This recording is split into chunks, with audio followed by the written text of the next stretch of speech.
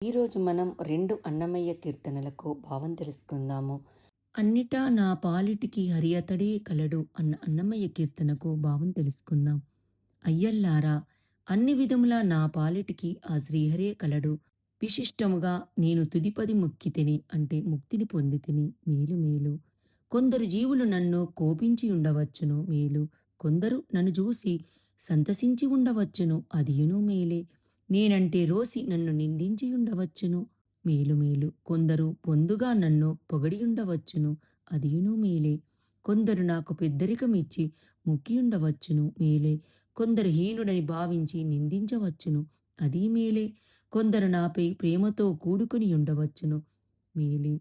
మర్యాదతో నన్ను సంకోచము విడిచి కొందరు మొక్కుకొనవచ్చును అదియును మేలే. ఎన్నటికి ఎంత పేదనైనా ప్రమాణం ఉంటే అది ఎంతో మేలు. అందరూ ఓర్వలేనంత సంపదలు ఉన్నా నాకు మేలే.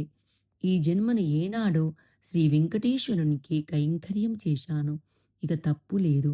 అతనితో సమాగమం నాకు మేలు అని భావము. ఇక్కడ అన్నమయ్య ఈ కీర్తనలో కొంతమంది నాపై కోపిస్తారు, కొంతమంది మొక్కుతారు, కొంతమంది మెచ్చుకుంటారు.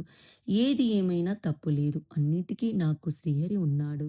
అది చాలు. నేను ముక్తిని పొందినట్లే. నా జన్మ శ్రీ వెంకటపతి ఇచ్చినదే. అందుకే ఆయనని తగులుకొని ఉన్నాను అంటున్నారు. అన్నిటా నేర్పరి హనుమంతుడు అన్న అన్నమయ్య కీర్తనకు భావం తెలుసుకుందాం. ఈ పెద్ద హనుమంతుడు ఎంతటి గనుడో వినండి. ఈయన అన్ని విద్యలలోనూ నేర్పరి. చాలా చిన్నప్పుడే సూర్యుణ్ణి పలమని మృంగబోయి బాణుణ్ణి తాకినాడు. శ్రీ హనుమంతుడు ఉద్దండ ప్రతాపశాలి అయిన రాముని సేనలలో పేరుగాంచిన సేవకుడు. వాలిభీతిచే పారిపోయిన సుగ్రీవుని ప్రధానులలో బలవంతుడు ఈ హనుమంతుడు. సీతాన్వేషణలో వదలక తననాశ్రయించిన వనచరులలో ఈయన ఏకాంగ వీరుడు.